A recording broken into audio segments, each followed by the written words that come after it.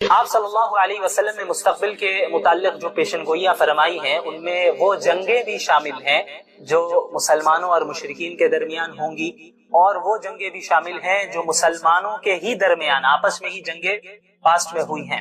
تو اسی کے متعلق انہی جنگوں میں سے جو مسلمانوں کے درمیان جو جنگیں ہوئی ہیں انہی جنگوں میں سے ایک، اس کے متعلق آپ صلی اللہ علیہ وسلم نے پہلے ہی پیشن گوئی فرما دی۔ آپ صلی اللہ علیہ وسلم نے فرمایا کہ لا تقوم الساعة حتى تقتتل فئتان عظیمتان تكون بینہما مختلط عظیمہ ودعواہما واحدہ، کہ قیامت اس وقت تک قائم نہیں ہوگی جب تک کہ دو بڑے گروہ، دو بڑی جماعتیں آپس میں لڑ نہ لیں اور ان کے درمیان زبردست لڑائی ہوگی، زبردست خون ریزی ہوگی۔ ودعواہما واحدہ، حالانکہ ان کا دعویٰ، دونوں کا دعویٰ ایک ہوگا، یعنی دونوں کا دعویٰ ایک ہوگا، دونوں مسلمان ہوں گے، دونوں اسلام میں شامل ہوں گے، داخل ہوں گے، اور دونوں اللہ کو ماننے والے، رسول اللہ پر ایمان لانے والے ہوں گے، لیکن ان کے درمیان زبردست جنگ ہوگی۔ اس حدیث سے ثابت ہوتا ہے، یہ حدیث صحیح بخاری کی ہے جو میں نے ابھی آپ کے سامنے رکھی ہے، وہ صحیح بخاری کی روایت ہے کتاب الفتن کی۔ حضرت ابو ہریرہ رضی اللہ عنہ روایت کرتے ہیں اور حدیث نمبر ہے 7121۔ تو اس طرف اشارہ فرمایا، اور یہ سن 36 ہجری میں آپ صلی اللہ علیہ وسلم کی یہ پیشن گوئی بھی بالکل صحیح ثابت ہوئی، اور اس جنگ کو بھی اللہ کے نبی صلی اللہ علیہ وسلم نے قیامت کی نشانیوں میں سے گنوایا۔ یہاں پر ایک بات کی میں مزید وضاحت کرنا چاہتا ہوں، صحابہ کرام رضی اللہ عنہم اجمعین کے درمیان جو جنگیں ہوئی ہیں انہیں ہم مشاجرات صحابہ کہتے ہیں، ان کے درمیان جو اختلافات ہوئے تو ان کے متعلق اہل السنت والجماعت کا کیا نظریہ ہے، اسے ہمیں سمجھ لینا چاہیے، کیا موقف ہے۔ یاد رکھیے ہمارا یہ عقیدہ ہے کہ انبیاء علیہ الصلاۃ والسلام کے بعد انسانوں میں افضل ترین جو جماعت ہے وہ صحابہ کرام کی جماعت ہے، اور اللہ اور اس کے رسول صلی اللہ علیہ وسلم کی اطاعت اور ان کی اتباع کرنے میں تمام انسانوں میں سب سے اعلیٰ، سب سے نیک، سب سے تیزی کرنے والے اتباع کرنے میں صحابہ کرام ہی ہے، خیر میں سبقت لے جانے والے صحابہ کرام ہی ہے، اور انہی کی خدمات کا نتیجہ ہے کہ دین آج ہم تک پہنچا ہے، اور انہی کی قربانیوں کا نتیجہ ہے کہ اللہ تعالیٰ نے اس دین کو غلبہ عطا کیا۔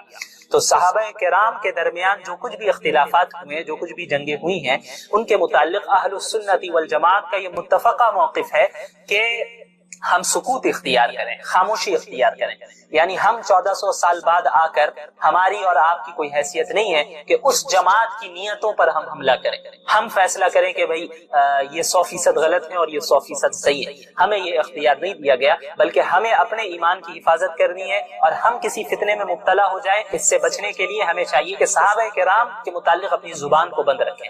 آج ہمارے یہاں ایسے کئی لوگ ہیں جو کھڑے ہو گئے ہیں اور دعویٰ کرتے ہیں اور صحابہ کرام کے خلاف بولتے ہیں، حضرت امیر معاویہ رضی اللہ عنہ کے خلاف بولتے ہیں، اور بعض ایسے بھی ہیں جو حضرت معاویہ رضی اللہ عنہ کے دفاع کرتے کرتے حضرت علی رضی اللہ تعالی عنہ کے متعلق ایسی باتیں بول دیتے ہیں جو ان کے شایع نشان نہیں ہے۔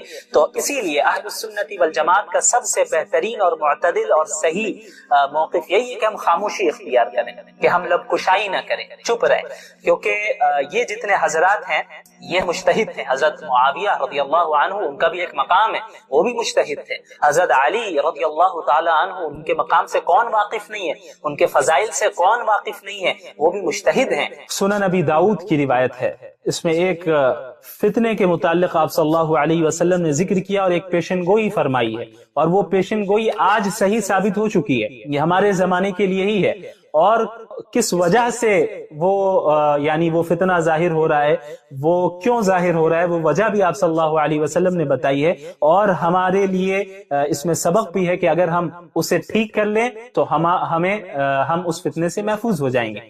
تو وہ روایت سنن نبی داؤد کی روایت ہے، حدیث نمبر 4297 ہے۔ حضرت ثوبان رضی اللہ عنہ فرماتے ہیں کہ قال رسول اللہ صلی اللہ علیہ وسلم یوشک الامم ان تداعى علیکم کما تداعى الاکلة الى قصعتها فقال قائل ومن قلة نحن یومئذ۔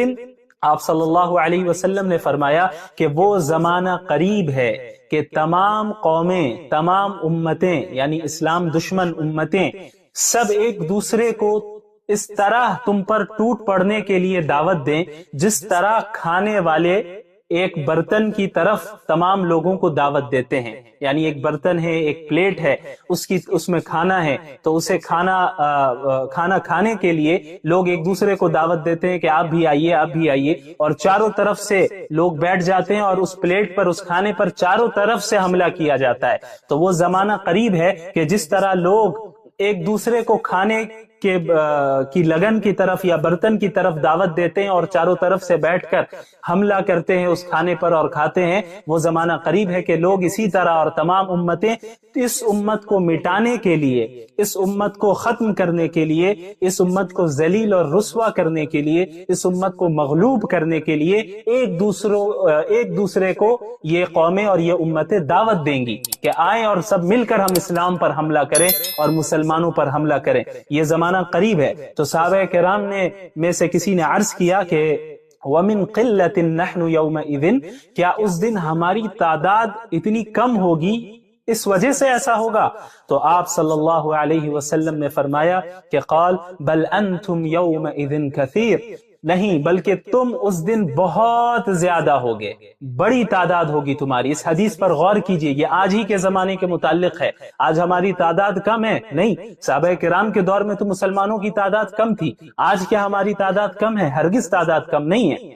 اور کیا آج یہی حال نہیں ہے کہ تمام قومیں اور تمام امتیں اس اسلام پر اور مسلمانوں پر آج ٹوٹ پڑی؟ پوری دنیا آج اسلام پر حملہ کر رہی ہے، پوری دنیا آج مسلمانوں کو ذلیل اور رسوا کرنے کے پر تلی ہوئی ہے. پوری دنیا میں اسلام اور مسلمانوں کو صرف بدنام کیا جاتا ہے.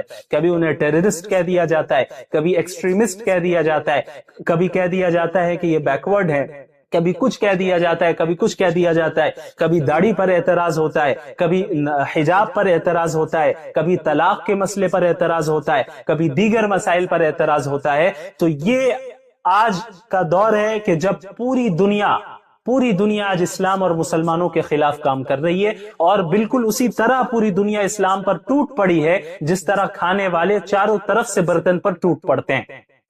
تو صحابہ کرام نے عرض کیا کہ کسی نے سوال کیا اللہ کے نبی صلی اللہ علیہ وسلم سے، کیا ہماری تعداد اس دن اتنی کم ہوگی، اس وجہ سے ایسا ہوگا؟ تو آپ صلی اللہ علیہ وسلم نے فرمایا کہ نہیں، تمہاری تعداد بہت زیادہ ہوگی. اور آج ہماری تعداد کتنی زیادہ ہے؟ فاسٹسٹ گروئنگ ریلیجن اگر کوئی ہے تو وہ اسلام ہے. سب سے تیزی سے کے ساتھ جو مذہب پھیل رہا ہے پوری دنیا میں وہ اسلام ہے. ہمارے یہاں تعداد کی کمی نہیں ہے. لیکن آپ صلی اللہ علیہ وسلم نے آگے کیا فرمایا، اس پر غور کیجئے. وَلَكِنَّكُمْ غُثَاءٌ كَغُثَاءِ السَّيْلِ، لیکن تمہاری تعداد تو بہت زیادہ ہوگی لیکن تم سیلاب کے کوڑے کرکٹ کی طرح ہوگے. جب کوئی سیلاب آتا ہے تو ساتھ میں کوڑے کرکٹ کو بھی لیتا آتا ہے، تو اس کوڑے کرکٹ کی کوئی حیثیت اور اہمیت نہیں ہوتی، وہ بے جان چیز ہوتی ہے، بے وزن چیز ہوتی ہے، اس سے کوئی نفع نہیں پہنچ سکتا. تو لہٰذا آپ صلی اللہ علیہ وسلم نے فرمایا کہ تم بھی اسی طرح ہو گئے ہوگے. یعنی تمہاری حیثیت نہ اللہ کے نزدیک کچھ ہوگی، نہ ہی دنیا والوں کے نزدیک تمہاری کوئی حیثیت ہوگی. اور آپ صلی اللہ علیہ وسلم نے فرمایا وَلَيَنزِعَنَّ اللَّهُ مِن صُدُورِ عَدُوِّكُمُ الْمَهَابَةَ مِنْكُمْ، اور اللہ تعالیٰ تمہارے دشمنوں کے دلوں سے تمہارا خوف، تمہارا رعب اور تمہاری ہیبت کو نکال دے گا. یعنی دشمن تم سے ڈریں گے نہیں. اور آج یہی حال ہے، پوری دنیا کو اسلام سے کوئی ڈر تھوڑی ہے، کیونکہ ہمارے پاس کچھ ہے ہی نہیں. جب تک خلافت عثمانیہ کا قیام تھا تو پھر بھی بہرحال ایک ڈر تھا، اگرچہ وہ خلافت عثمانیہ خلافت راشدہ نہیں تھی، وہ خلافت اگرچہ ملوکیت تھی لیکن اس کے باوجود خلافت کا ایک ڈھانچہ کھڑا تھا، اور اس ڈھانچے سے ہی پوری دنیا کو تکلیف تھی، اور اس ڈھانچے سے ہی پوری دنیا بہرحال ڈرتی تھی. تو سازش کی گئی اور اس کے بعد خلافت عثمانیہ کو ختم کیا گیا. زیادہ دن نہیں ہوئے، ابھی 100 سال بھی نہیں ہوئے. تو خلافت عثمانیہ کو ختم کیا گیا، اور خلافت عثمانیہ کے ختم ہونے کے بعد سب سے زیادہ مسلمان پوری دنیا میں ذلیل ہوئے. اتنی ذلت پوری تاریخ میں مسلمانوں کو نہیں ہوئی، اتنا نقصان جتنا خلافت عثمانیہ کے زوال کے بعد ہوا، جو ابھی 100 سال بھی نہیں ہوئے اس کے یعنی سقوط کو. مسلمانوں کو جتنا نقصان ہوا اتنا پہلے پچھلی تاریخ میں نہیں ہوا. تو اس حدیث کو پڑھ کر ایسا معلوم ہوتا ہے کہ گویا شاید اسی صدی کے لیے آپ صلی اللہ علیہ وسلم نے فرمایا. ظاہر سی بات ہے کہ اس وقت آپ صلی اللہ علیہ وسلم اس حدیث کو ارشاد فرما رہے ہیں جب اسلام عروج پر تھا. صحابہ کرام اور مسلمانوں نے اپنے اس دین کے لیے تمام چیزوں کی قربانی دی، جان کی بھی اور مال کی بھی. اب اس حدیث کو پہلے مکمل کرتے ہیں. آپ صلی اللہ علیہ وسلم نے فرمایا کہ تمہارے دشمنوں کے دلوں سے اللہ تعالیٰ تمہارا خوف، رعب اور ہیبت کو نکال دے گا. آج یہی صورتحال ہے. اس کے بعد آپ صلی اللہ علیہ وسلم نے فرمایا وَلَا يَغْذِفَنَّ اللَّهُ فِي قُلُوبِكُمُ الْوَهْنَ، اور اللہ تعالیٰ تمہارے دلوں میں وہن ڈال دے گا. فَقَالَ قَائِلْ يَا رَسُولَ اللَّهِ وَمَا الْوَهْنُ، تو پوچھنے والے نے سوال کیا کہ یا رسول اللہ وہن کا مطلب کیا ہے؟ آپ صلی اللہ علیہ وسلم نے فرمایا کہ حب الدنیا وکراہیت الموت، یعنی دنیا کی محبت اور موت کا ڈر.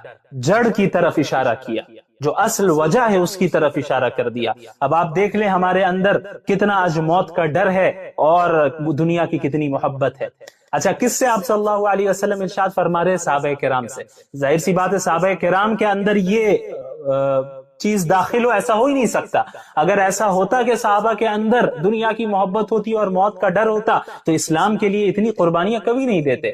بدر کے موقع پر 313 اپنے سے 3 گنا زیادہ طاقت کے سامنے کبھی نہیں جاتے، لیکن وہ گئے کیونکہ ان کے اندر موت کا ڈر نہیں تھا، اس کے علاوہ دنیا کی محبت نہیں تھی. تبھی انہوں نے ہجرت کی اور اپنے گھر کو، اپنے اہل و عیال کو اور اپنے مال اور جائیداد کو مکہ میں چھوڑ دیا اور پھر ہجرت کر کے آئے. تو اس وقت آپ صلی اللہ علیہ وسلم یہ بات ارشاد فرما رہے کہ جب یہ چیز واقع نہیں ہوئی تھی، اور ممکن ہے کہ کئی صدی بعد، بلکہ حقیقت ہے کہ کئی صدی بعد یہ چیز واقع ہوئی. جس طرح پوری امت پر، یعنی اس امت مسلمہ پر پوری دنیا ٹوٹ پڑی ہے، یہ چیز بعد میں واقع ہوئی. شروع میں تو اسلام کا عروج تھا، بالکل عروج تھا. تو آپ صلی اللہ علیہ وسلم نے پیشن گوئی فرمائی. تو صحابہ کو یقیناً تعجب ہوا کہ ایسا کیسے ہو جائے گا کہ ہمارے اندر یہ بیماری تو ظاہر سی بات ہے نہیں آ سکتی، صحابہ کرام کے اندر تو یہ بیماری نہیں آ سکتی. تو انہیں یہ چیز، اس چیز نے سوچ میں ڈالا کہ آخر کیا وجہ ہو سکتی ہے. یعنی یہ تو ان کو یقین تھا کہ آپ صلی اللہ علیہ وسلم جو فرما رہے ہیں یہ تو ہونا ہے، لیکن وہ یہ سوچنے لگے کہ آخر وجہ کیا ہوگی، ایسا کیوں ہوگا؟ کیونکہ اب تک تو اللہ ہماری مدد کر رہا ہے، ہم نے اللہ کے لیے قربانیاں دی ہیں اور ہم اب اخلاص کے ساتھ اللہ کے نبی صلی اللہ علیہ وسلم کے ساتھ جڑے ہوئے ہیں، تو ہمیں فتح تو حاصل ہو رہی ہے. لیکن پوری دنیا مسلمانوں پر ٹوٹ پڑے گی اور آپ صلی اللہ علیہ وسلم فرما رہے ہیں کہ تم سیلاب کے کوڑے کرکٹ کی مانند ہو جاؤ گے، تو اس کی وجہ کیا ہے؟ تو انہوں نے یہی سوچا ہوگا، یہی سوچا جیسا کہ سوال سے ہمیں معلوم ہوتا ہے کہ بھائی باطنی خرابی مسلمانوں کے اندر ہو، یہ تو ہم تصور نہیں کریں گے، لیکن ممکن ہے کہ یہ دنیا دار الاسباب ہے اور اس میں یہاں پہ جس کے پاس زیادہ طاقت ہوتی ہے، زیادہ تعداد ہوتی ہے، تو وہ غالب آ جاتی ہے وہ جماعت عام طور پر عموماً، کیونکہ دار الاسباب ہے. تو ممکن ہے کہ مسلمانوں کی جو یہ صورتحال مستقبل میں ہوگی کہ اسی وجہ سے ہوگی کہ شاید ان کی تعداد کم ہو. اسی لیے آپ صلی اللہ علیہ وسلم سے انہوں نے سوال کیا کہ وَمِن قِلَّةٍ نَحْنُ يَوْمَئِذٍ، کہ ہماری تعداد کم ہونے کی وجہ سے ایسا ہوگا. تو آپ صلی اللہ علیہ وسلم نے فرمایا کہ نہیں، اس کی وجہ ہے وہن، حب الدنیا وکراہیت الموت، کہ دنیا کی محبت اور موت کی کراہت. اور آپ صلی اللہ علیہ وسلم کی یہ پیشن گوئی آج 100% صحیح ثابت ہوئی، اور یہ حدیث آپ صلی اللہ علیہ وسلم کے سچے نبی ہونے کی دلیل ہے کہ آپ نے مستقبل کے متعلق ایسی بات کہی ہے جو آج ہم دیکھ رہے ہیں کہ 100% واقع ہو چکی ہے. اس وقت کے لوگوں نے یہ چیز، اس چیز کو انہوں نے نہیں دیکھا، انہوں نے تو عروج کو دیکھا تھا. لیکن آج ہم 15ویں صدی میں دیکھ رہے ہیں کہ ہماری کیا حالت ہے، کہ ہمارے اندر یہ دو بیماری ہے کہ دنیا کی محبت ہے اور موت کا ڈر ہے. ہم حق کو سپورٹ کرنے سے ڈرتے ہیں، حق کے لیے آواز اٹھانے سے ڈرتے ہیں، ظلم کے خلاف، باطل کے خلاف آواز اٹھانے سے ڈرتے ہیں. کیوں ڈرتے ہیں؟ اسی بات کا ڈر ہے کہ اگر ہم حق کی بات کریں گے تو ہمیں جیل بھیج دیا جائے گا، حق کی بات کریں گے تو ہمارے خلاف کیسز چلیں گے، حق کی بات کریں گے تو ہماری تجارت کو، بزنس کو بند کر دیا جائے گا، حق کی بات کریں گے تو ہمارے گھر والوں کو تکلیف پہنچائی جائے گی. تو یہی تو حب الدنیا ہے، دنیا کی محبت تو اسی کو کہتے ہیں. اگر ہم حق کا ساتھ دیں گے تو ہمارے اوپر دہشت گردی کا الزام لگایا جا سکتا ہے، ایکسٹریمزم کا الزام لگایا جا سکتا ہے، بہت کچھ کیا جا سکتا ہے. تو ہمیں موت کا بھی ڈر ہے، ہو سکتا ہے کہ ہمیں جان سے مار دیا جائے. تو یہ دو بیماری ہے. تو یہ جو دو بیماریاں ہمارے اندر ہے، یہی وجہ ہے کہ آج ہم زوال کا شکار ہے. انحطاط کا شکار ہے۔ آج ہم اس دنیا میں ترقی نہیں کر رہے ہیں۔ صحابہ کرام کے اندر یہ دو بیماریاں ہرگز نہیں تھی، کوئی بیماری نہیں تھی باطنی بیماری، تبھی انہوں نے کیسر و کسرا کے تخت کو پلٹ دیا۔ جو دنیا کے جو دو سپر پاورز تھے اس وقت عہد نبوی میں، ان دونوں کو عرب کے لوگوں نے ہرا دیا، اور چند جو تعداد میں مختصر سے اور اسباب میں مختصر سے ایسے لوگوں نے قیصر کو، رومی حکومت کو، رومن امپائر کو ہرا دیا اور وہاں پر اسلام کا جھنڈا لہرایا۔ تو یہ ایمان کی بدولت ہوا، صرف اسباب سے نہیں ہوتا کچھ، ایمان کی بنیاد پہ ہوتا ہے۔ اور ان کے اندر موت کا ڈر نہیں تھا، اگر موت کا ڈر ہوتا تو اس طرح نہیں غالب آ پاتے۔ اسی طرح دنیا کی محبت بھی نہیں تھی۔ آج یہ تو ایک بہت بڑی چیز ہے کہ ہم حق اور باطل کے لیے کھڑے ہوں، یعنی حق کے لیے کھڑے ہوں اور باطل کے خلاف کھڑے ہوں، یہ تو ایک بہت بڑی چیز ہے۔ ہمارا جو معاشرہ ہے اپنا، اس میں اگر کوئی منکر کام ہوتا ہے، اس میں اگر کوئی گناہ کا کام ہوتا ہے تو ہم تو اس کے خلاف بھی نہیں اٹھتے۔ آپ دیکھ لیں، اچھے سے اچھے دیندار شخص ہے، اگر انہیں کوئی ایسی شادی کی دعوت دی جائے، ایسی شادی میں بلایا جائے جہاں غیر شرعی رسم و رواج ہے، تو وہ ضرور شریک ہو جاتا ہے، داڑھی ٹوپی رکھ کر شریک ہو جاتا ہے۔ وہاں اس کی یہ ہمت نہیں ہوتی کہ وہ کہے اپنے رشتہ دار سے کہ میں تمہاری شادی میں شریک نہیں ہوں گا کیونکہ تم شریعت کے خلاف عمل کر رہے ہو، میں تمہارے ساتھ شریک نہیں ہو سکتا۔ وہاں یہ سوچے گا کہ بھائی رشتہ دار کیا بولیں گے، گھر والے کیا بولیں گے۔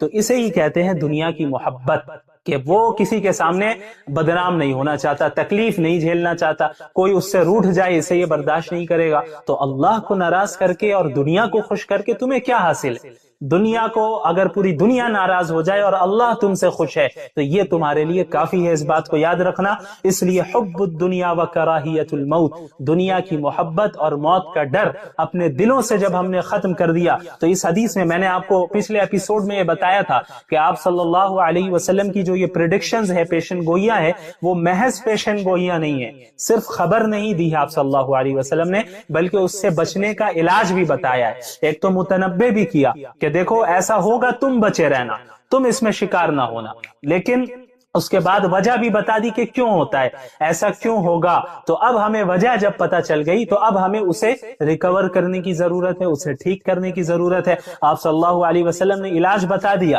کہ اگر تم نے دنیا کی محبت اور موت کا ڈر اپنے دل سے نکال دیا تو تمہارے لیے ہی قرآن کریم میں یہ اعلان کیا گیا ہے کہ وَأَنْتُمُ الْأَعْلَوْنَ إِن كُنْتُم مُؤْمِنِينَ، یعنی اسلام دشمن امتیں سب ایک دوسرے کو اس طرح تم پر ٹوٹ پڑنے کے لیے دعوت دیں جس طرح کھانے والے ایک برتن کی طرف تمام لوگوں کو دعوت دیتے ہیں۔ یعنی ایک برتن ہے، ایک پلیٹ ہے، اس میں کھانا ہے، تو اسے کھانا کھانے کے لیے لوگ ایک دوسرے کو دعوت دیتے ہیں کہ آپ بھی آئیے، آپ بھی آئیے، اور چاروں طرف سے لوگ بیٹھ جاتے ہیں اور اس پلیٹ پر، اس کھانے پر چاروں طرف سے حملہ کیا جاتا ہے۔ تو وہ زمانہ قریب ہے کہ جس طرح لوگ ایک دوسرے کو کھانے کی لگن کی طرف یا برتن کی طرف دعوت دیتے ہیں اور چاروں طرف سے بیٹھ کر حملہ کرتے ہیں اس کھانے پر اور کھاتے ہیں، وہ زمانہ قریب ہے کہ لوگ اسی طرح، اور تمام امتیں اس امت کو مٹانے کے لیے، اس امت کو ختم کرنے کے لیے، اس امت کو ذلیل اور رسوا کرنے کے لیے، اس امت کو مغلوب کرنے کے لیے ایک دوسرے کو یہ قومیں اور یہ امتیں دعوت دیں گی کہ آئیں اور سب مل کر ہم اسلام پر حملہ کریں اور مسلمانوں پر حملہ کریں۔ یہ زمانہ قریب ہے۔ تو صحابہ کرام میں سے کسی نے عرض کیا کہ وَمِن قِلَّةٍ نَحْنُ يَوْمَئِذٍ، کیا اس دن ہماری تعداد اتنی کم ہوگی، اس وجہ سے ایسا ہوگا؟ تو آپ صلی اللہ علیہ وسلم نے فرمایا کہ قال بل انتم یومئذ کثیر، نہیں بلکہ تم اس دن بہت زیادہ ہوگے، بڑی تعداد ہوگی تمہاری۔ اس حدیث پر غور کیجئے، یہ آج ہی کے زمانے کے متعلق ہے۔ آج ہماری تعداد کم ہے؟ نہیں، صحابہ کرام کے دور میں تو مسلمانوں کی تعداد کم تھی۔ آج کیا ہماری تعداد کم ہے؟ ہرگز تعداد کم نہیں ہے۔ اور کیا آج یہی حال نہیں ہے کہ تمام قومیں اور تمام امتیں اس اسلام پر اور مسلمانوں پر آج ٹوٹ پڑی؟ پوری دنیا آج اسلام پر حملہ کر رہی ہے، پوری دنیا آج مسلمانوں کو ذلیل اور رسوا کرنے کے پر تلی ہوئی ہے۔ پوری دنیا میں اسلام اور مسلمانوں کو صرف بدنام کیا جاتا ہے، کبھی انہیں ٹیررسٹ کہہ دیا جاتا ہے، کبھی ایکسٹریمسٹ کہہ دیا جاتا ہے، کبھی کہہ دیا جاتا ہے کہ یہ بیکورڈ ہے، کبھی کچھ کہہ دیا جاتا ہے، کبھی کچھ کہہ دیا جاتا ہے، کبھی داڑھی پر اعتراض ہوتا ہے، کبھی حجاب پر اعتراض ہوتا ہے، کبھی طلاق کے مسئلے پر اعتراض ہوتا ہے، کبھی دیگر مسائل پر اعتراض ہوتا ہے۔ تو یہ آج کا دور ہے کہ جب پوری دنیا آج اسلام اور مسلمانوں کے خلاف کام کر رہی ہے، اور بالکل اسی طرح پوری دنیا اسلام پر ٹوٹ پڑی ہے جس طرح کھانے والے چاروں طرف سے برتن پر ٹوٹ پڑتے ہیں۔ تو صحابہ کرام نے عرض کیا کہ کسی نے سوال کیا اللہ کے نبی صلی اللہ علیہ وسلم سے، کیا ہماری تعداد اس دن اتنی کم ہوگی، اس وجہ سے ایسا ہوگا؟ تو آپ صلی اللہ علیہ وسلم نے فرمایا کہ نہیں، تمہاری تعداد بہت زیادہ ہوگی۔ اور آج ہماری تعداد کتنی زیادہ ہے؟ فاسٹسٹ گروئنگ ریلیجن اگر کوئی ہے تو وہ اسلام ہے۔ سب سے تیزی سے کے ساتھ جو مذہب پھیل رہا ہے پوری دنیا میں وہ اسلام ہے۔ ہمارے یہاں تعداد کی کمی نہیں ہے، لیکن آپ صلی اللہ علیہ وسلم نے آگے کیا فرمایا، اس پر غور کیجئے، وَلَكِنَّكُمْ غُثَاءٌ كَغُثَاءِ السَّيْلِ، لیکن تمہاری تعداد تو بہت زیادہ ہوگی لیکن تم سیلاب کے کوڑے کرکٹ کی طرح ہوگے۔ جب کوئی سیلاب آتا ہے تو ساتھ میں کوڑے کرکٹ کو بھی لیتا آتا ہے، تو اس کوڑے کرکٹ کی کوئی حیثیت اور اہمیت نہیں ہوتی، وہ بے جان چیز ہوتی ہے، بے وزن چیز ہوتی ہے، اس سے کوئی نفع نہیں پہنچ سکتا۔ تو لہٰذا آپ صلی اللہ علیہ وسلم نے فرمایا کہ تم بھی اسی طرح ہو گئے ہوگے، یعنی تمہاری حیثیت نہ اللہ کے نزدیک کچھ ہوگی نہ ہی دنیا والوں کے نزدیک تمہاری کوئی حیثیت ہوگی۔ اور آپ صلی اللہ علیہ وسلم نے فرمایا وَلَيَنزِعَنَّ اللَّهُ مِن صُدُورِ عَدُوِّكُمُ الْمَهَابَةَ مِنكُمْ، اور اللہ تعالیٰ تمہارے دشمنوں کے دلوں سے تمہارا خوف، تمہارا رعب اور تمہاری ہیبت کو نکال دے گا، یعنی دشمن تم سے ڈریں گے نہیں۔ اور آج یہی حال ہے، پوری دنیا کو اسلام سے کوئی ڈر تھوڑی ہے، کیونکہ ہمارے پاس کچھ ہے ہی نہیں۔ جب تک خلافت عثمانیہ کا قیام تھا تو پھر بھی بہرحال ایک ڈر تھا، اگرچہ وہ خلافت عثمانیہ خلافت راشدہ نہیں تھی، وہ خلافت اگرچہ ملوکیت تھی لیکن اس کے باوجود خلافت کا ایک ڈھانچہ کھڑا تھا، اور اس ڈھانچے سے ہی پوری دنیا کو تکلیف تھی، اور اس ڈھانچے سے ہی پوری دنیا بہرحال ڈرتی تھی۔ تو سازش کی گئی اور اس کے بعد خلافت عثمانیہ کو ختم کیا گیا، زیادہ دن نہیں ہوئے، ابھی 100 سال بھی نہیں ہوئے، تو خلافت عثمانیہ کو ختم کیا گیا۔ اور خلافت عثمانیہ کے ختم ہونے کے بعد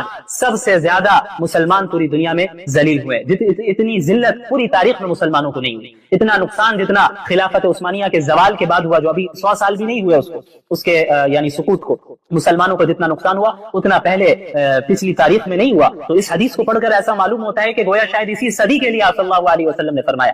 ظاہر سی بات ہے کہ اس وقت آپ صلی اللہ علیہ وسلم اس حدیث کو ارشاد فرما رہے ہیں جب اسلام عروج پر تھا، صحابہ کرام اور مسلمانوں نے اس دین کے لیے تمام چیزوں کی قربانی دی، جان کی بھی اور مال کی بھی۔ اب اس حدیث کو پہلے مکمل کرتے ہیں۔ آپ صلی اللہ علیہ وسلم نے فرمایا کہ تمہارے دشمنوں کے دلوں سے اللہ تعالیٰ تمہارا خوف، رعب اور ہیبت کو نکال دے گا۔ آج یہی صورتحال ہے۔ اس کے بعد آپ صلی اللہ علیہ وسلم نے فرمایا وَلَا يَغْذِفَنَّ اللَّهُ فِي قُلُوبِكُمُ الْوَهْنَ، اور اللہ تعالیٰ تمہارے دلوں میں وہن ڈال دے گا۔ فقال قائل یا رسول اللہ وما الوہن، تو پوچھنے والے نے سوال کیا کہ یا رسول اللہ وہن کا مطلب کیا ہے؟ آپ صلی اللہ علیہ وسلم نے فرمایا کہ حب الدنیا وکراہیت الموت، یعنی دنیا کی محبت اور موت کا ڈر، جڑ کی طرف اشارہ کیا، جو اصل وجہ ہے اس کی طرف اشارہ کر دیا۔ اب آپ دیکھ لیں ہمارے اندر کتنا آج موت کا ڈر ہے اور دنیا کی کتنی محبت ہے۔ اچھا، کس سے آپ صلی اللہ علیہ وسلم ارشاد فرما رہے؟ صحابہ کرام سے۔ ظاہر سی بات ہے صحابہ کرام کے اندر یہ چیز داخل ہو، ایسا ہو ہی نہیں سکتا۔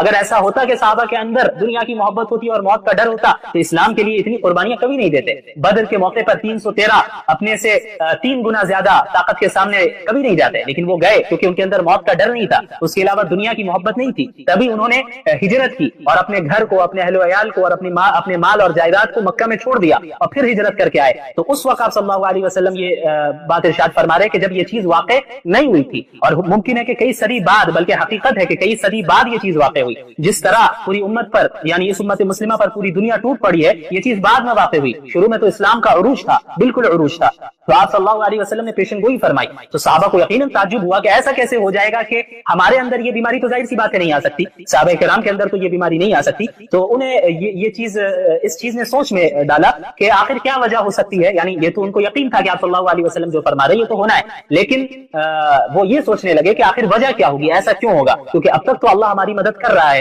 ہم نے اللہ کے لیے قربانیاں دی ہیں اور ہم اب اخلاص کے ساتھ اللہ کے نبی صلی اللہ علیہ وسلم کے ساتھ جڑے ہوئے ہیں، تو ہمیں فتح تو حاصل ہو رہی ہے، لیکن پوری دنیا مسلمانوں پر ٹوٹ پڑے گی اور آپ صلی اللہ علیہ وسلم فرما رہے ہیں کہ تم سیلاب کے کوڑے کرکٹ کی مانند ہو جاؤ گے، تو اس کی وجہ کیا ہے؟ تو انہوں نے یہی سوچا ہوگا، یہی سوچا جیسا کہ سوال سے ہمیں معلوم ہوتا ہے کہ بھائی باطنی خرابی مسلمانوں کے اندر ہو، یہ تو ہم تصور نہیں کریں گے، لیکن ممکن ہے کہ یہ دنیا دار الاسباب ہے اور اس میں یہاں پہ جس کے پاس زیادہ طاقت ہوتی ہے، زیادہ تعداد ہوتی ہے، تو وہ غالب آ جاتی ہے وہ جماعت عام طور پر عموماً، کیونکہ دار الاسباب ہے۔ تو ممکن ہے کہ مسلمانوں کی جو یہ صورتحال مستقبل میں ہوگی یہ اسی وجہ سے ہوگی کہ شاید ان کی تعداد کم ہو، اسی لیے آپ صلی اللہ علیہ وسلم سے انہوں نے سوال کیا کہ وَمِن قِلَّةٍ نَحْنُ يَوْمَئِذٍ، کہ ہماری تعداد کم ہونے کی وجہ سے ایسا ہوگا، تو آپ صلی اللہ علیہ وسلم نے فرمایا کہ نہیں، اس کی وجہ ہے وہن، حب الدنیا وکراہیت الموت، کہ دنیا کی محبت اور موت کی کراہت۔ اور آپ صلی اللہ علیہ وسلم کی یہ پیشن گوئی آج 100% صحیح ثابت ہوئی، اور یہ حدیث آپ صلی اللہ علیہ وسلم کے سچے نبی ہونے کی دلیل ہے کہ آپ نے مستقبل کے متعلق ایسی بات کہی ہے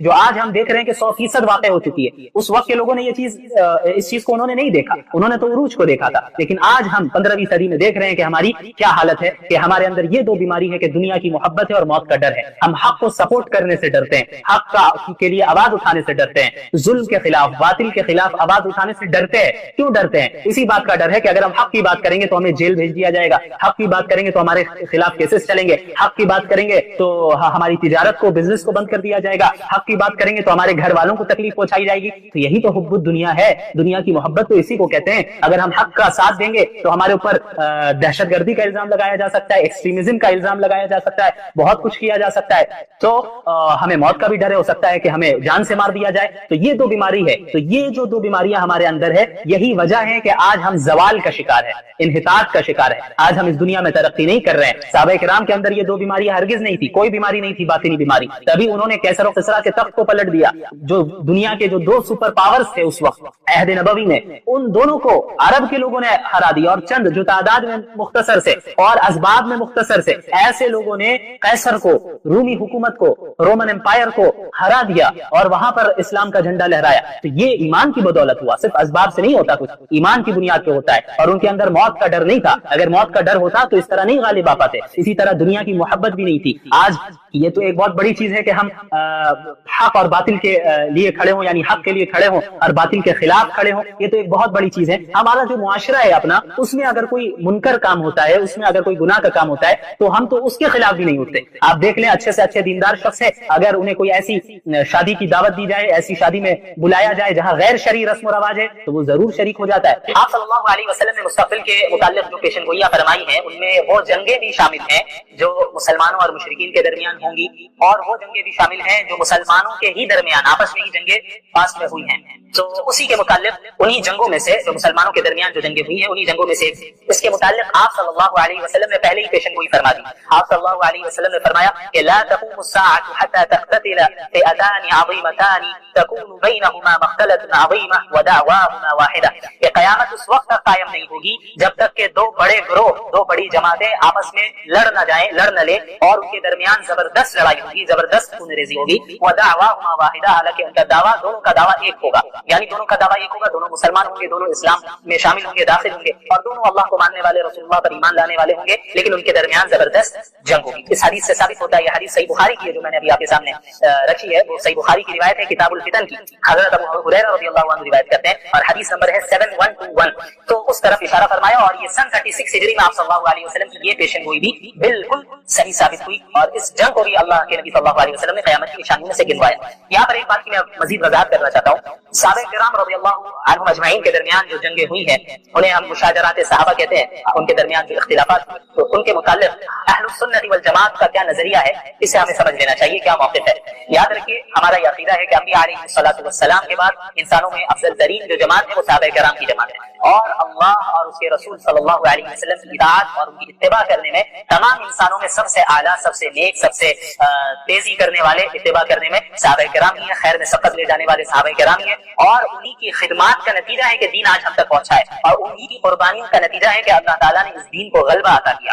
تو صحابہ کرام کے درمیان جو کچھ بھی اختلافات ہوئے ہیں، جو کچھ بھی جنگیں ہوئی ہیں، ان کے متعلق اہل السنت والجماعت کا یہ متفقہ موقف ہے کہ ہم سکوت اختیار کریں، خاموشی اختیار کریں، یعنی ہم 1400 سال بعد آ کر ہماری اور آپ کی کوئی حیثیت نہیں ہے کہ اس جماعت کی نیتوں پر ہم حملہ کریں، ہم فیصلہ کریں کہ بھئی یہ 100% غلط ہے اور یہ 100% صحیح ہے، ہمیں یہ اختیار نہیں دیا گیا، بلکہ ہمیں اپنے ایمان کی حفاظت کرنی ہے، اور ہم کسی فتنے میں مبتلا ہو جائیں اس سے بچنے کے لیے ہمیں چاہیے کہ صحابہ کرام کے متعلق اپنی زبان کو بند رکھیں۔ آج ہمارے یہاں ایسے کئی لوگ ہیں جو کھڑے ہو گئے ہیں اور دعویٰ کرتے ہیں اور صحابہ کرام کے خلاف بولتے ہیں، حضرت امیر معاویہ رضی اللہ عنہ کے خلاف بولتے ہیں، اور بعض ایسے بھی ہیں جو حضرت معاویہ رضی اللہ عنہ کے دفاع کرتے کرتے حضرت علی رضی اللہ تعالیٰ عنہ کے متعلق ایسی باتیں بول دیتے ہیں جو ان کے شایع نشان نہیں ہے۔ تو اسی لیے اہل سنت والجماعت کا سب سے بہترین اور معتدل اور صحیح موقف یہی ہے کہ ہم خاموشی اختیار کریں، کہ ہم لب کشائی نہ کریں، چپ رہیں، کیونکہ یہ جتنے حضرات ہیں یہ مجتہد ہیں۔ حضرت معاویہ رضی اللہ عنہ ان کا بھی ایک مقام ہے، وہ بھی مجتہد ہے۔ حضرت علی رضی اللہ تعالیٰ عنہ ان کے مقام سے کون واقف نہیں ہے، ان کے فضائل سے कौन वाकिफ नहीं है,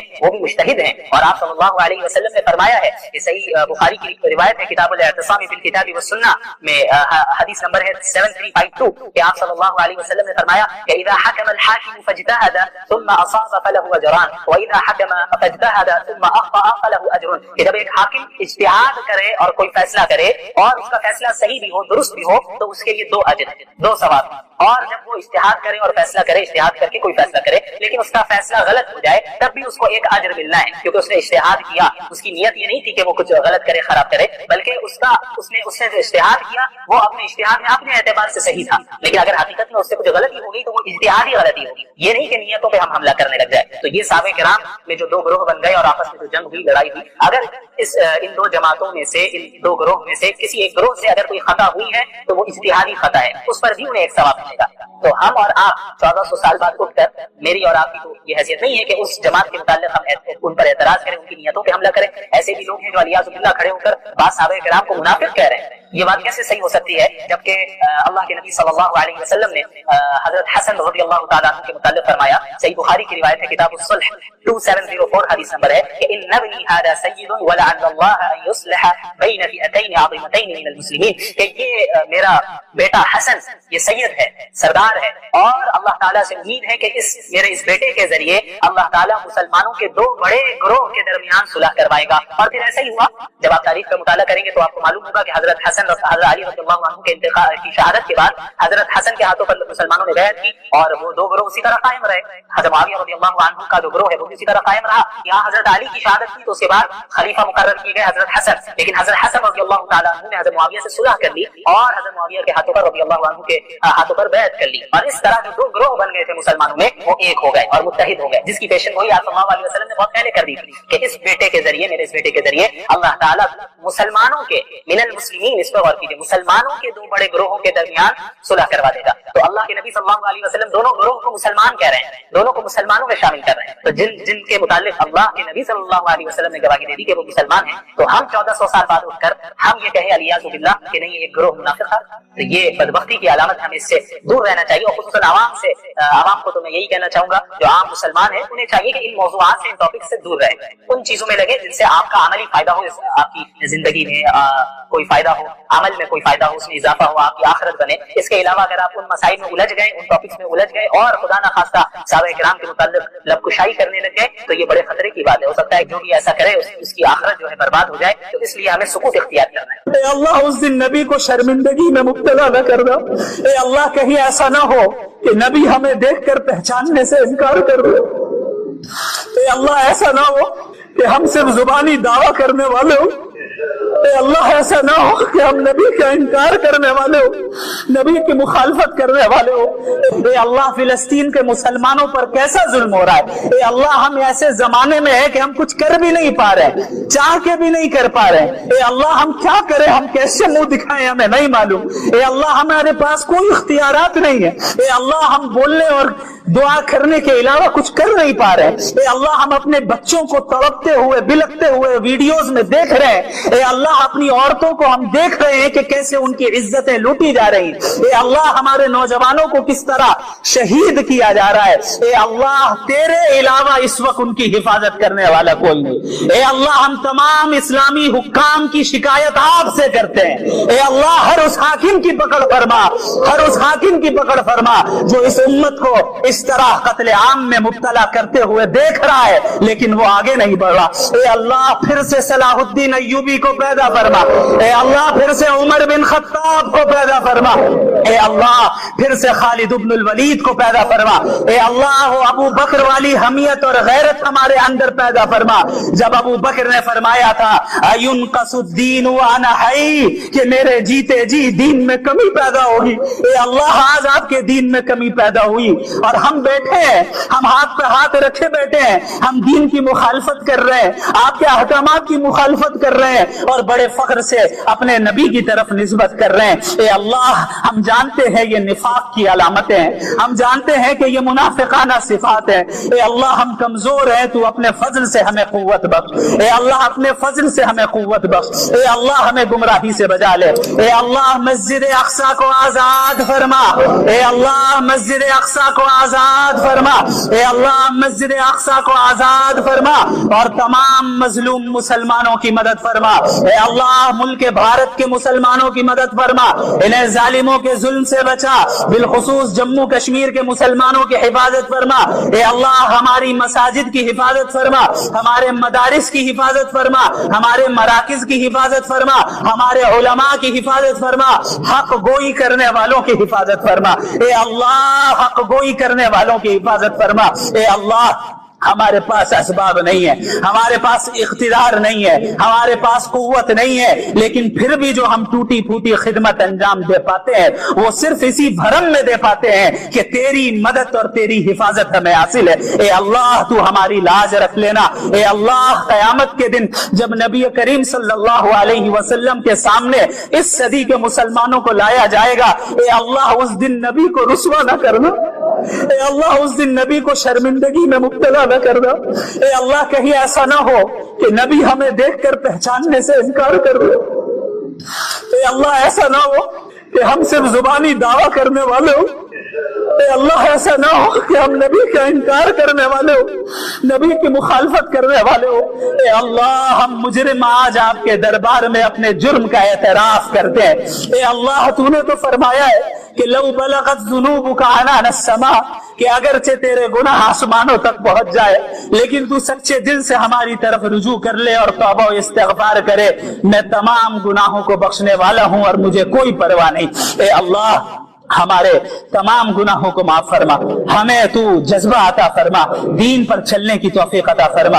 ए अल्लाह, हमें मौत से पहले इस इस्लाम का उरूज दोबारा दिखा दे।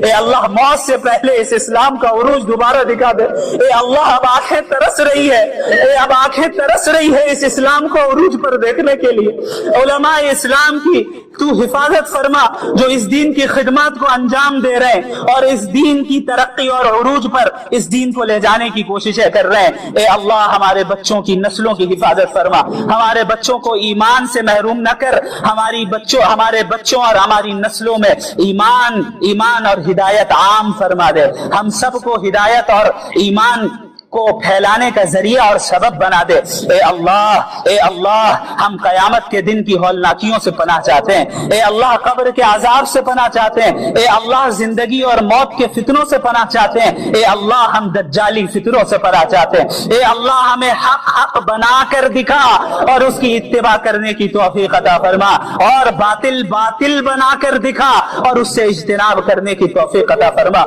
ए अल्लाह, हमसे हिदायत न सल्ब कर लेना, हमारे अमाल के नतीजे में हमारी पकड़ न फरमा देना, बल्कि तू हमारी मग़फ़िरत फरमा और हमें जहन्नम की आग से नजात अता फरमा।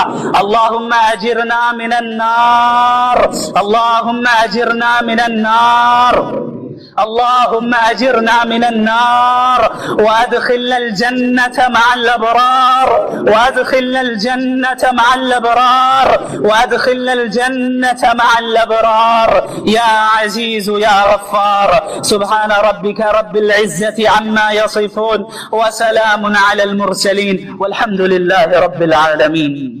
آپ सल्लल्लाहु अलैहि वसल्लम ने मुस्तक़बिल के मुताल्लिक़ जो पेशन गोइयाँ फरमाई हैं उनमें वो जंगें भी शामिल हैं जो मुसलमानों और मुशरिकीन के दरमियान होंगी और वो जंगें भी शामिल हैं जो मुसलमानों के ही दरमियान आपस में ही जंगें पास्ट में हुई हैं।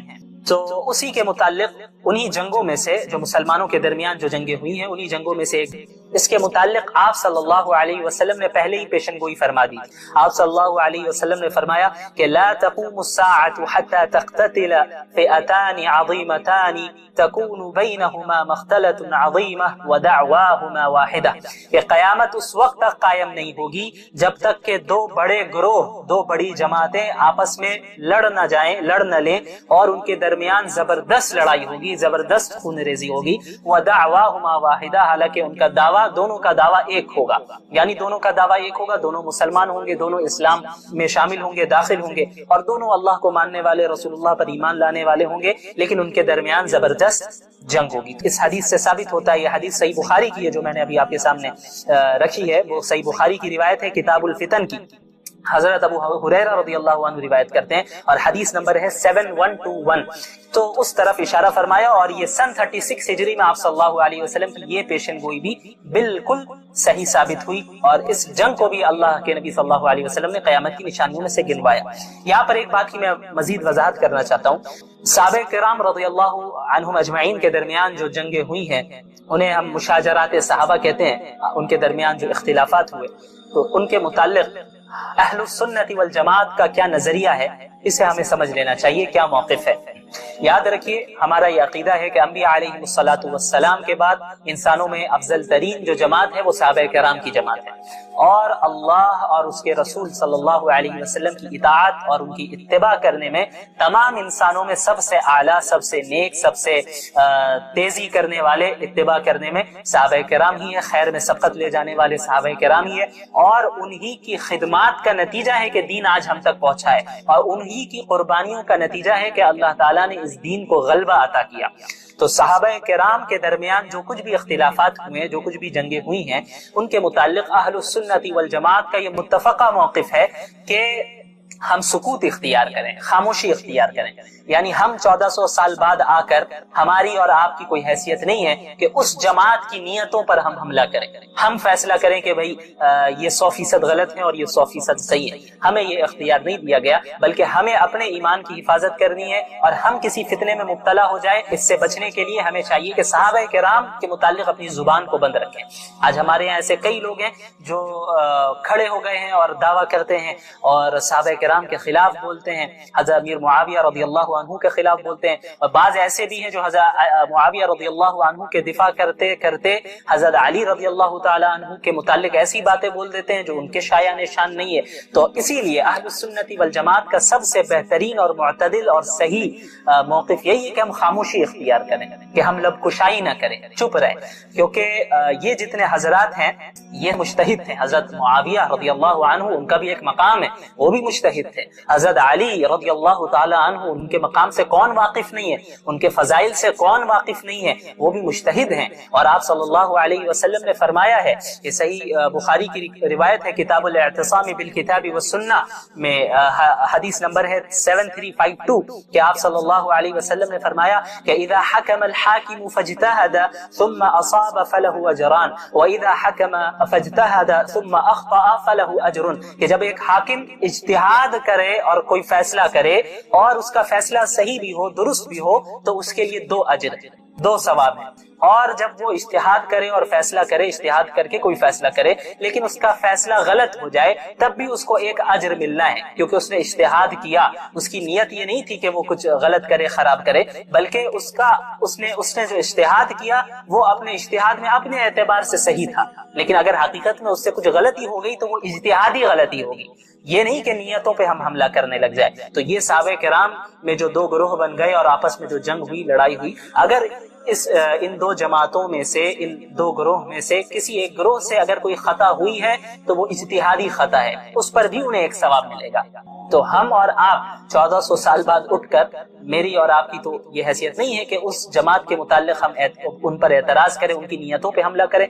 ऐसे भी लोग हैं जो अलियाज़ु बिल्लाह खड़े होकर बाज़ सहाबा किराम को मुनाफिक कह रहे हैं। ये बात कैसे सही हो सकती है, जबकि अल्लाह के नबी सल्लल्लाहु अलैहि वसल्लम ने हजरत हसन रज़ियल्लाहु ताला अन्हु के मुताल्लिक फरमाया, सही बुखारी की रिवायत है, किताबुस सुल्ह 2704 हदीस नंबर है, कि इन्न इब्नी हादा सय्यिदुन व लअल्लल्लाह अन युस्लिह बैन फिअतैन अज़ीमतैन मिनल मुस्लिमीन, कि ये मेरा बेटा हसन, یہ سید ہے، سردار ہے، اور اللہ تعالیٰ سے امید ہے کہ میرے اس بیٹے کے ذریعے اللہ تعالیٰ مسلمانوں کے دو بڑے گروہ کے درمیان صلح کروائے گا۔ اور پھر ایسا ہی ہوا۔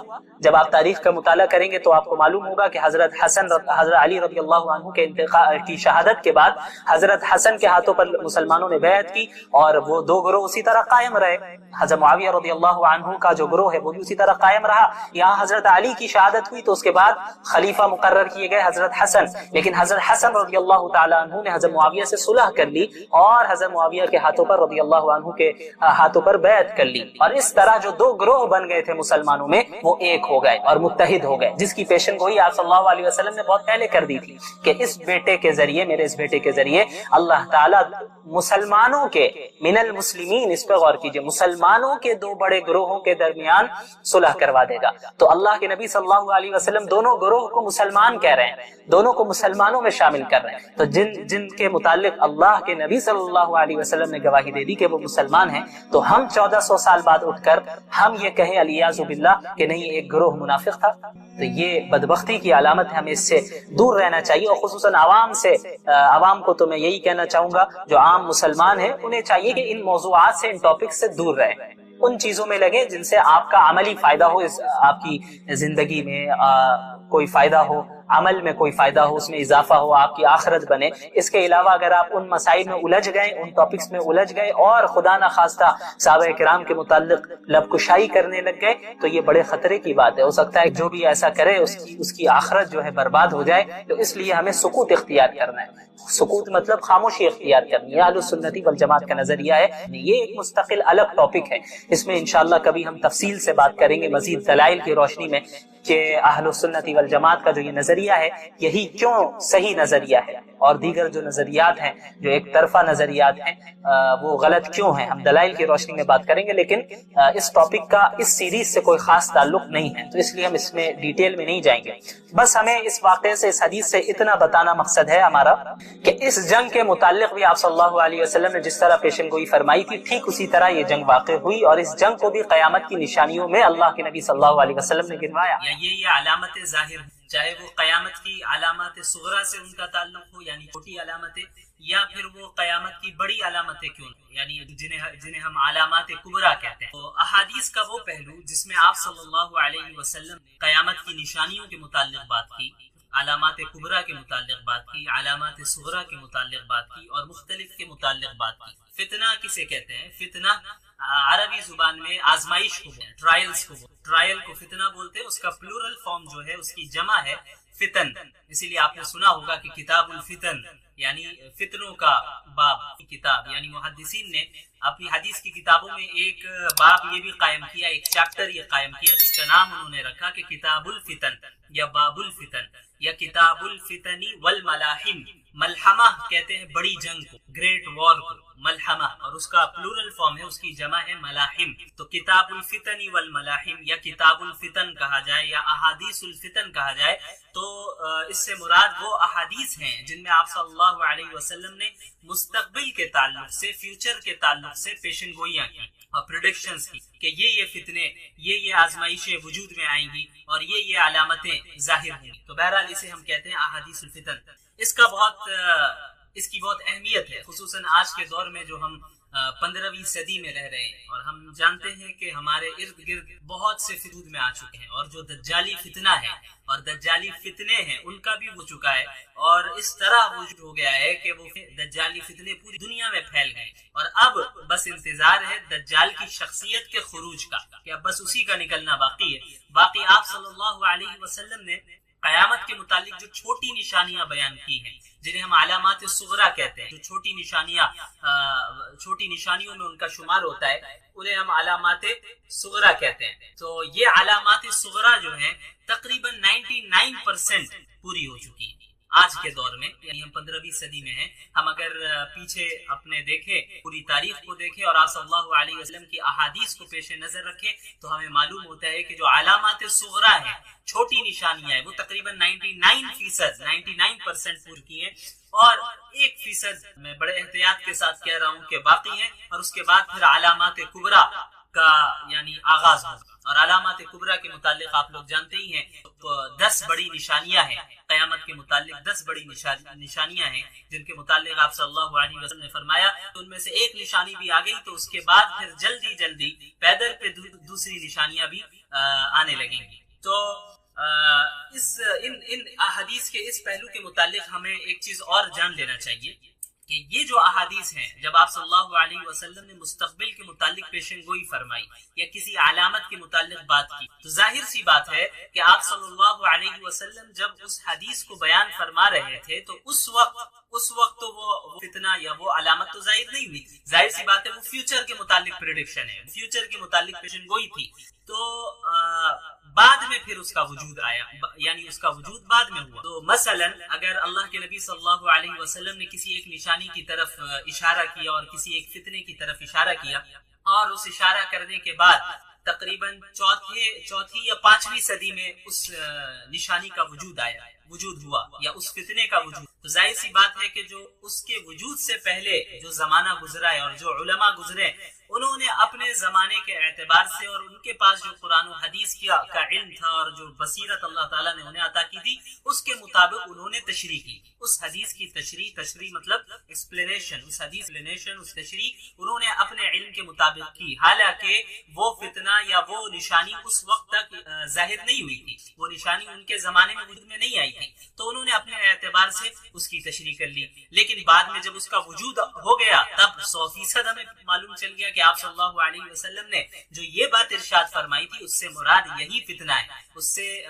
مراد یہی نشانی ہے جو کہ ظاہری طور پہ ہمارے سامنے نظر آ رہی ہے۔ تو مثلا ایک آپ صلی اللہ علیہ وسلم نے کوئی نشانی بیان کی اور اس کا وجود کب ہو رہا ہے، اس فتنے کا وجود، نشانی کا وجود کب ہو رہا ہے، ظہور کب ہو رہا ہے، 5ویں صدی میں۔ تو ابھی 500 سال تک جن علماء نے ایکسپلینیشن اور تشریح کی انہوں نے اپنے اعتبار سے کی، تو ممکن ہے یہ ضروری نہیں ہے کہ 100% جو ان علماء نے تشریح وہی 100% اسی مطابق وہ فتنہ وجود میں آیا ہو، بلکہ وہ تبدیل ہو سکتا ہے، کیونکہ علماء نے اپنے علم کے اعتبار سے اس حدیث کو ایکسپلین کیا، لیکن جب اس فتنے کا وجود ہوا، جب اس نشانی کا ظہور ہوا، تبھی اسی وقت ہم سمجھ سکتے ہیں کہ اچھا ایگزیکٹ یہ مطلب تھا، ایگزیکٹ مطلب کیا تھا وہ اسی وقت پتہ چل سکتا ہے۔ اسی طرح ہم آج 15ویں صدی میں ہیں تو وہ نشانیاں جو 1400 سال میں اب تک ظاہر ہو چکی ہیں اور وہ وجود میں آ چکے ہیں، تو ان کے متعلق تو کوئی دو رائے نہیں ہے کہ آپ صلی اللہ علیہ وسلم نے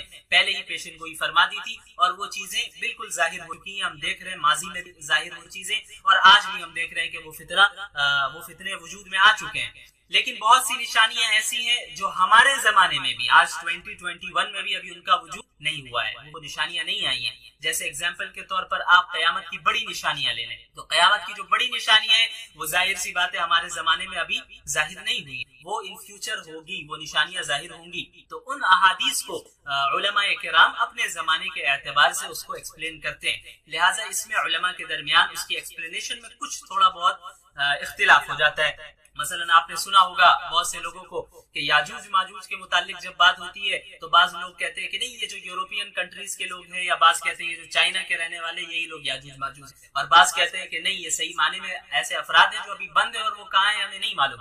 تو ایسی چیزوں کے متعلق ہمارا کیا رویہ ہونا چاہیے؟ ہمارا رویہ یہ ہونا چاہیے کہ کسی بھی ایک عالم کی ایکسپلینیشن کو، اس کی تشریح کو لے کر دیگر تمام علماء کی رائے کی تردید نہیں کرنی چاہیے، کیونکہ اس کا تعلق فیوچر سے۔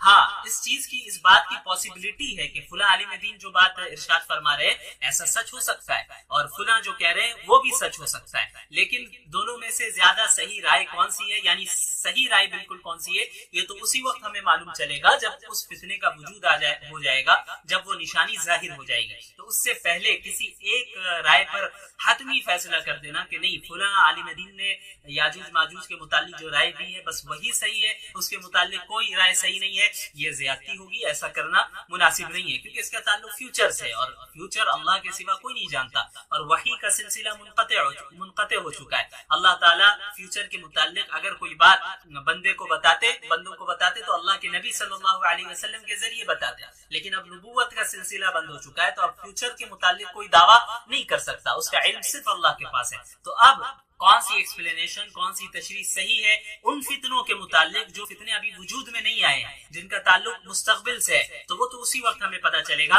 لیکن ہم تمام علماء کے آراء کو، ان کی اوپینینز کو ہم پاسبلٹی کے طور پہ ضرور لے سکتے ہیں کہ فلاں عالم دین کی اس فتنے کے متعلق، اس نشانی کے متعلق یہ رائے ہے، اس بات کا امکان ہے کہ یہ بات صحیح ہو. اسی طرح فلاں عالم کی یہ بات ہے، یہ رائے ہے، اس بات کا امکان ہے کہ ان کی رائے صحیح ہو. ہاں ہم یہ کہہ سکتے ہیں کہ ان میں سے زیادہ بیٹر اوپینین کون سا ہے، ان میں سے زیادہ بہتر رائے کون سی ہے، ہم یہ تو کہہ سکتے ہیں. لیکن کسی ایک عالم دین کی رائے کو لے کر ہم اس طرح کا فیصلہ کریں کہ باقی تمام علماء کی رائے کو یعنی تردید کر دیں اس کی اور اسے رد کر دیں، یہ درست نہیں ہے. کیونکہ ان نشانیوں کا تعلق مستقبل سے ہے، جو ہمارے زمانے میں ان نشانیوں کا اب تک وجود نہیں ہوا ہے. اور میں نے بتایا کہ جو نشانیاں وجود میں آلریڈی آ چکی ہیں تو پھر ظاہر سی بات ہے اس میں کوئی دو رائے نہیں. تو یہ رویہ ہمارا ہونا چاہیے احادیث فتنی والملاحم کے تعلق سے خصوصاً. چلیے، تو احادیث الفتن میں ایک سب سے پہلے تو ہمیں ایک بہت ہی اہم حدیث ہمارے سامنے ہے، اسے ہمیں پڑھنا چاہیے، اسے ہمیں سمجھنا چاہیے کہ آپ صلی اللہ علیہ وسلم نے گویاں کی ہیں، اس کا کیا مطلب ہے. ایک چیز یہ بھی ہمیشہ یاد رکھیں، آپ صلی اللہ علیہ وسلم کی بھی پیشن گوئیاں ہیں، پریڈکشنز ہیں فیوچر کے متعلق، وہ صرف خبر نہیں ہے، صرف انفارمیشن نہیں ہے. یعنی ایسا نہیں ہے کہ آپ صلی اللہ علیہ وسلم نے بتا دیا کہ بھئی ایسا ہوگا تو بس ہونا ہے اور ہمیں کوئی فکر کی ضرورت نہیں، بلکہ احادیث الفتن کا جو پہلو ہے، یعنی احادیث کا وہ پہلو جس کا تعلق فتن اور ملاحم سے ہے، ان احادیث کے پھر دو پہلو ہیں. ایک پہلو تو یہی ہے کہ اس میں آپ صلی اللہ علیہ وسلم نے خبر دی، انفارمیشن ہے، یہ خبر ہے کہ مستقبل میں یا قیامت کے قریب یا مستقبل میں ایسا ہونا ہے، یہ چیز وجود میں آئے گی، یہ فتنہ وجود میں آئے گا، یہ نشانی ظاہر ہو. ایک تو خبر ہے، انفارمیشن ہے. لیکن دوسرا پہلو اس میں تنبیہ ہے، تحذیر ہے کہ امت مسلمہ کو متنبہ بھی آپ صلی اللہ علیہ وسلم نے کر دیا کہ دیکھو یہ نشانی ظاہر تو ضرور ہوگی، لیکن ہر مسلمان کو چاہیے کہ اس سے بچا رہے، اس فتنے سے اپنے آپ کو محفوظ رکھے، اس آزمائش سے اپنے آپ کو محفوظ رکھے، اس نشانی سے اپنے آپ کو بچا کے رکھے. وہ خود جو ہے شقاوت میں مبتلا نہ ہو جائے، وہ خود گمراہی میں مبتلا نہ ہو جائے، یا ان گمراہیوں وجود میں لانے میں وہ شریک نہ ہو جائے، ان فتنوں کو وجود میں لانے میں وہ شریک نہ ہو. لہٰذا جب بھی ہم ان احادیث کا مطالعہ کریں، ان احادیث کو پڑھیں جن کا تعلق میں یعنی پیشن گوئیوں سے ہے، پریڈکشن سے ہے، فیوچر کے فتنوں سے ہے، آزمائشوں سے ہے اور نشانیوں سے ہے، تو پھر ہمیں اس میں دونوں چیزوں کی رعایت کرنی چاہیے. پہلی چیز تو یہی ہے کہ ہاں آپ صلی اللہ علیہ وسلم نے یہ پیشن گوئی فرمائی ہے تو یہ 100% صحیح ہو کر رہے گی، چونکہ آپ صلی اللہ علیہ وسلم کا قول ہے اور یہ آپ صلی اللہ علیہ وسلم کی انفارمیشن، ایک خبر ہمیں دے دی ہے. اور دوسرا پہلو کیا ہونا چاہیے کہ ہم اپنے آپ کو محفوظ کریں، اپنے ایمان کی حفاظت کریں، اپنے گھر والوں اور دیگر مسلمانوں کی حفاظت کی فکر کریں کہ ان فتنوں میں ہم مبتلا نہ ہو جائیں، ان فتنوں سے ہم اپنے آپ کو محفوظ رکھیں. ظاہر تو ہونا ہے، ان فتنوں کو ظاہر تو ہونا ہے، ان نشانیوں کو ظاہر تو ہونا ہے، لیکن ہم کس طرح ان چیزوں سے بچ سکتے ہیں. تو احادیث کے ان پہلو میں آپ صلی اللہ علیہ وسلم ان دونوں جانب ہماری رہنمائی فرما دی ہے کہ کیا نشانیاں آنے والی ہیں اور کس طرح ہمیں محفوظ بھی رہنا ہے. تو ایک حدیث میرے پیش نظر اس وقت ہے. سب سے پہلے حضرت، یہ صحیح بخاری کی روایت ہے، حضرت ابو سعید خدری رضی اللہ تعالی عنہ فرماتے ہیں کہ اللہ کے نبی صلی اللہ علیہ وسلم نے فرمایا لَتَتَّبِعُنَّ سُنَنَ مَنْ كَانَ قَبْلَكُمْ شِبْرًا بِشِبْرٍ وَذِرَاعًا بِذِرَاعٍ حَتَّى لَوْ دَخَلُوا حُجْرَ ضَبٍّ لَدَخَلْتُمْ قَالُوا وَالْيَهُودُ وَالنَّصَارَى قَالَ فَمَنْ. اب اس حدیث کا ترجمہ سن لیں. حضرت ابو سعید خدری رضی اللہ عنہ فرماتے ہیں کہ رسول اللہ صلی اللہ علیہ وسلم نے ارشاد فرمایا کہ یقیناً ایسا ہوگا کہ تم یعنی امت مسلمہ، یعنی میری امت کے لوگ پچھلی امتوں کے طریقوں کی پیروی کرنے لگو گے، پچھلی امتوں کے طریقوں فالو کرنے لگو گے. بالشت برابر بالشت، ذرا برابر ذرا، یہ ایک خاص تعبیر ہے عربی زبان کی جسے ہم اردو میں جیسے کہتے ہیں کہ تم قدم بقدم انہیں فالو کرو گے، تو قدم بقدم آگے چلو گے. تو قدم بقدم چلنے اور قدم بقدم فالو کرنے کا کیا مطلب ہے؟ بالکل جس طرح ان لوگوں نے جو حرکتیں کی سیم بالکل تم بھی اسی طرح کرو گے. تو اسے عربی میں اس کی ایک خاص تعبیر ہے شبرن بشبرن وذراعا بذراع. شبر کہتے ہیں ایک بالشت کو، یہ جو بالشت ہے، یہ جو جتنا فاصلہ ہے اسے کیا کہتے ہیں؟ شبر، ایک بالش. اور ذراع کسے کہتے ہیں؟ ذراع ہاتھ کی انگلیوں سے لے کر یہاں کی انگلی تک یہ جو حصہ ہے ہاتھ کا، اسے ذراع کہتے ہیں. یہ تقریباً 2 بالشت کے برابر ہے. 2 بالشت کے برابر ہے. تو یہ بالشت برابر بالشت اور زرا برابر زرا یہ ایک خاص ٹرم ہے, ایک خاص تعبیر ہے, جس کا مطلب یہ ہے کہ تم بالکل سیم ٹو سیم ان کو فالو کرو گے, جسے ہم اردو میں کہہ سکتے ہیں کہ قدم بقدم چلو گے ان کے ساتھ. تو آپ صلی اللہ علیہ وسلم نے کیا فرمایا کہ یقیناً ایسا ہوگا لَتَتَّبِعُنَّ سُنَنَ مَنْ كَانَ قَبْلَكُمْ, یقیناً ایسا ہوگا کہ تم یعنی امت مسلمہ پچھلی امتوں کے طریقوں فالو کرو گے, بالشت برابر بالشت اور زرا برابر زرا, یعنی قدم بقدم چلو گے, یہاں تک کہ حتی لو دخلوا حجر ضب لدخلتم, کہ یہاں تک کہ اگر وہ کسی گوہ کے بل میں گھسے ہوں گے تم بھی اس بل میں گھس جاؤ گے. گوہ ایک جانور کا نام ہے, ایک لیزرڈ ہے جو بڑا لیزرڈ ہوتا ہے, اسے آپ گوگل میں سرچ کر سکتے ہیں. اسے عربی میں ضب کہتے ہیں, ضبن ضاد با ضبن, اسے اردو میں گوہ کہتے ہیں. ایک بڑا لیزرڈ ہے, بڑی چھپکلی ہے. تو اللہ کے نبی صلی اللہ علیہ وسلم نے فرمایا کہ اگر پچھلی امت کے لوگوں نے ایسی حرکت کی تھی, یعنی وہ کسی گوہ کے بل میں گھس گئے ہیں, تو تم بھی ان کی پیروی کرتے ہوئے, ان کو فالو کرتے ہوئے تم بھی اس بل میں گھس جاؤ گے. اس کا بھی یہی مطلب ہے, اس کا حقیقی معنی یہ نہیں ہے, یعنی اس کا مطلب یہ نہیں ہے کہ حقیقی معنی میں کوئی بل میں گھس جائے. اس کا مطلب بھی یہی ہے کہ تم اتنی شدت کے ساتھ انہیں فالو کرو گے, اتنی ان کی اتباع کرنے میں, ان کی پیروی کرنے میں اتنی زیادہ شدت اختیار کرو گے کہ اگر وہ ان میں سے کسی نے ایسی احمقانہ حرکت بھی کی ہے کہ اگر وہ کسی گوہ کے بل میں گھس گئے ہیں تو ان کو فالو کرتے ہوئے اس میں گھس جاؤ گے. پھر آگے صحابہ کرام نے آپ صلی اللہ علیہ وسلم سے پوچھا, دریافت کیا کہ الیہود والنصارى, یا رسول اللہ کیا پچھلی امتوں سے کون مراد ہے, کیا یہود و نصارہ مراد ہیں, پچھلی امتوں سے کیا یہود و نصارہ مراد ہیں؟ تو آپ صلی اللہ علیہ وسلم نے فرمایا کہ فمن, اور کون, یعنی پچھلی امتوں سے مراد یہود اور نصارہ ہی ہے. اب دیکھیے اس حدیث کو جب آپ صلی اللہ علیہ وسلم نے بیان فرمایا ہے, ظاہر سی بات ہے اس وقت یہ چیز وجود میں نہیں آئی تھی. اس وقت تو ایسا نہیں تھا کہ مسلمان یہود و نصارہ کی اتباع کر رہے تھے, بلکہ صحابہ کرام کی جماعت تھی جو اعلیٰ ترین جماعت ہے. انبیاء علیہ الصلوۃ والسلام کے بعد اعلیٰ ترین جماعت صحابہ کرام کی جماعت ہے, اور ان سے تو کبھی تصور بھی کیا جا سکتا کہ وہ یہود و نصارہ کی اتباع کرے. وہ تو ایسی قوم ہے, وہ ایسے افراد تھے جنہوں نے یہود و نصارہ قیصر و کسریٰ کے تخت کو ہی الٹ کر رکھ دیا, تو وہ ان کی اتباع کیسے کر سکتے ہیں؟ وہ آپ صلی اللہ علیہ وسلم کی تو جان مال ہر اعتبار سے ان کا ساتھ دیتے اور اس دین کا ساتھ دیتے. تو ظاہر سی بات ہے جب یہ حدیث آپ صلی اللہ علیہ وسلم نے بیان فرمائی اور جب یہ پیشن گوئی اور یہ پریڈکشن کی, تو اس وقت یہ چیز وجود میں نہیں آئی تھی. تو ممکن ہے کہ صحابہ کرام کو اس اعتبار سے تو ضرور تعجب ہوا ہوگا کہ مسلمان بھی ایسا کر سکتے کہ ہم آپ صلی اللہ علیہ وسلم کے لیے ہم کو قربان کیا, اس دین کے لیے ہر چیز قربان کر دیا, ہم نے اپنی جان مال وطن اہل و عیال سب کچھ چھوڑ دیا, اور اس دین کی سربلندی کے لیے ہم کوششیں کی, اور پوری دنیا میں ہم دین کی تبلیغ اور اس کو پھیلانے میں, عام کرنے میں ہم لگ گئے. تو کیا ایسی نسل بھی, مسلمانوں کی ایسی نسل بھی آئے گی کہ وہ یہود و نصارہ کی اس طرح اتباع کرنے لگیں گے کہ ان کے ساتھ قدم بقدم چلیں گے؟ تو ظاہر سی بات ہے اس وقت یہ چیز تو ظاہر نہیں ہوئی تھی. لیکن آپ اور ہم اگر اپنے آپ سے پوچھیں اور اپنے آپ سے سوال کریں تو یقین ہی کہیں گے کہ یہ وہ زمانہ ضرور آ گیا ہے کہ آپ صلی اللہ علیہ وسلم کی یہ حدیث 100% صحیح ہو گئی.